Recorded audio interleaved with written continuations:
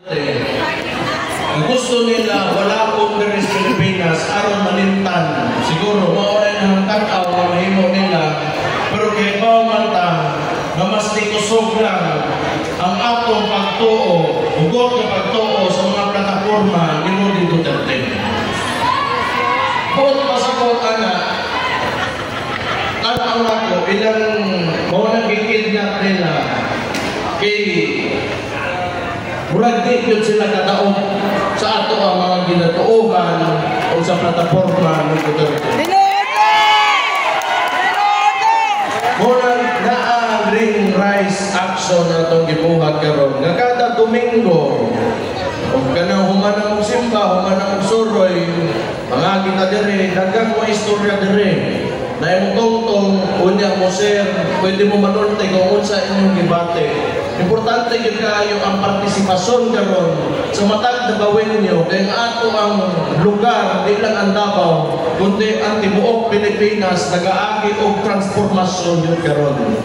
Karon nakita nato nga ang ginakontra gini sa administrasyon karon, labi na akong amahan na illegal nila gi-aresto o gipadala sa Netherlands sa Hague. Una kay bawtang tanan nakita nato og giangkon po yun nila nga wa sila mosunod sa malao pag-aresto ng Rodney Duterte. Karon nakita nato kung unsa nga klaseng gobyerno ang di nato gusto o naagian nato kami adtong gobyerno sa panahon ni PRRD nga may gusto nato mabalik pag-abot sa panahon.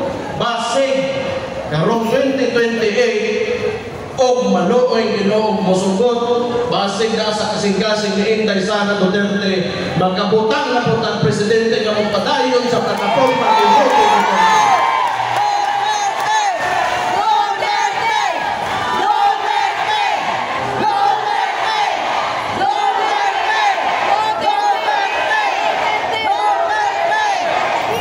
Sama sa pilingon sa sinungganan palang yun anay itong araw ng Davao, dili kita dapat mangundang kay pag labi na o sayop yun ang ginabuhat sa tuwa dapat kita dili yun manugutan. So gani atong ginabuhat ka na Domingo, maoning pagpakita nato sa administrasyon, dili man sa ito nga kanang nagayaga-yaga ka o bugan-bugan ni atuwa, maoning itong ginabate, maoning sentimento nato nga atong gusto ma-express o makita sa kadaghanan ko aron in the hopes na dagang manuban sa tuwa. Sama sa kuingon, doon transformasyon base kung mula ko sa ito mga sentimento makuha na ginato ang Pilipinas ang syudad ang pinakagusto ginato kaniadto pang maglingkod pa sa Rodney Duterte.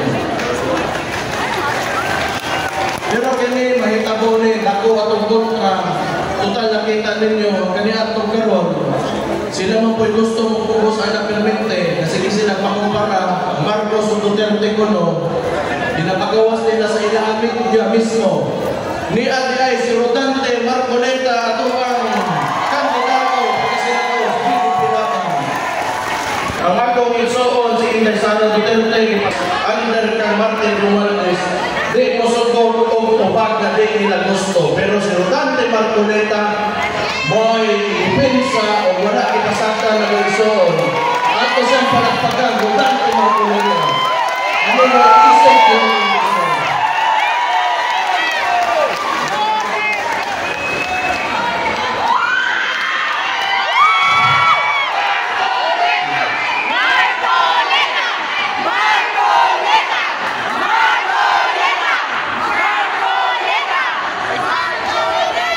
pero ako, ang ibuhat nila sa kang Rodney Duterte, ako ang mamahan.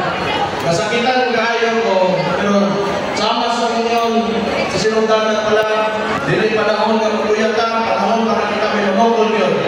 Dili kita musugod sa ilang ibuhat, kaya dili yun ito tama, di alam ibutan na mga permente.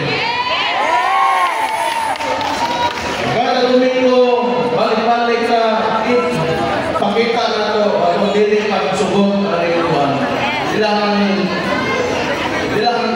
Di ilang yun sa ilang binuhatan, pati sa ilang treatment sa service na ako sa ilang mga tao.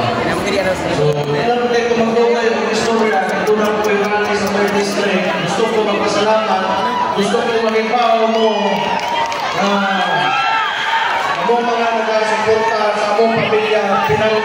mo. Salamat kayo. Mag-house ka sa inyo.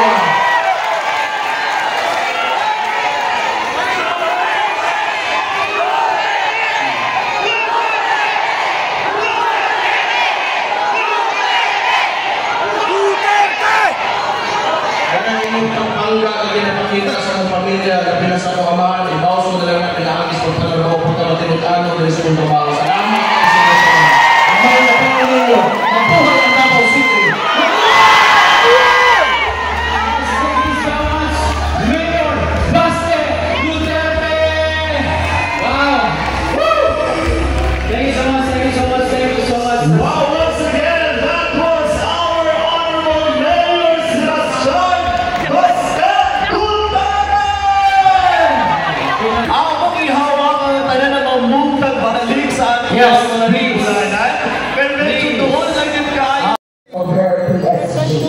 So diba, inanak pagbubutan ang pamilya effort, pamilya Duterte sa among pamilya. And I'm also sure na ibang mananahali dahil nabuhat na maayo ang pamilya Duterte sa ato. Tama man siguro no. Pero tanan ko voluntaryo. Isa po sa mga butang na ako ang share, we, the LGBT Davao City Coalition, we are actually a group of different LGBT organizations in the Davao City.